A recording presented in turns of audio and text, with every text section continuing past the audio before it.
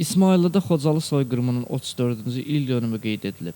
Rayon İcra Hakimiyyətinin başçısının birinci müavini Mahmud Süleymanov erməni faşizm qurbanları xatirəsinə ucaldılmış Ana Haraya abidəsinin önünə əkil qoyub. İctimaiyyət nümayəndələri abidə önünə gül dəstələri düzərək Xocalı qurbanları xatirəsinə ehtiramlarını bildiriblər. Respublikanın hər yerində olduğu kimi Şamaxı rayonunda da Xocalı faciəsi qurbanlarının xatirəsinə ehtiram əlaməti olaraq nəqliyyatın və piyadaların hərəkəti bir dəqiqəlik dayandırılıb. Dövlət bayraqları endirilib. Xocalı faciəsi ümumilikdə dünya üzrə ən qəddar, ən vəhşi faciələrdən biri idi ki, bu insanlıq tarixində nə qədər ki insanlar var, bu dünya var, heç bir zaman unudulmayacaq bir faciədir. Bu gün şükürlər olsun ki, Müzəffər Ali Baş Komandanın sayəsində, ordumuzun sayəsində biz Xocalını geri əldə etdik, biz Xocalını qazandıq. Həmin o Xocalıda rəhmətə gedən, o Xocalıda qətl edilən insanların ruhu bu günlərim şaddır. Biz onların ruhunu şad edə bildik. Dünən elə Cənab Prezidentin Xocalıya səfəri bunun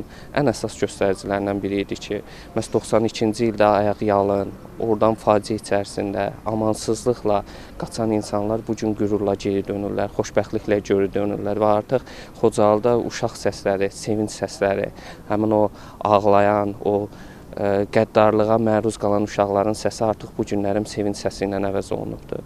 Bu günlərin biz Xocalıda olmaq tamamilə başqa bir hissdir. Xocalını gəzmək, Xocalıda olmaq, həmin o körpələrin səsini eşitmək, o meşəni gəzmək tamamilə başqa. O qədər qürur verici hissdir ki, onu sözlərlə ifadə eləmək olmur. Bir daha Müzəffər Ali Baş Komandanımıza, ordumuza təşəkkür edirik. Allah bütün şəhidlərimizə rəhmət eləsin. Rafiq Həsənov, Elçin Məlikov, Rəvan Məmmədli bugün informasiya proqramı üçün.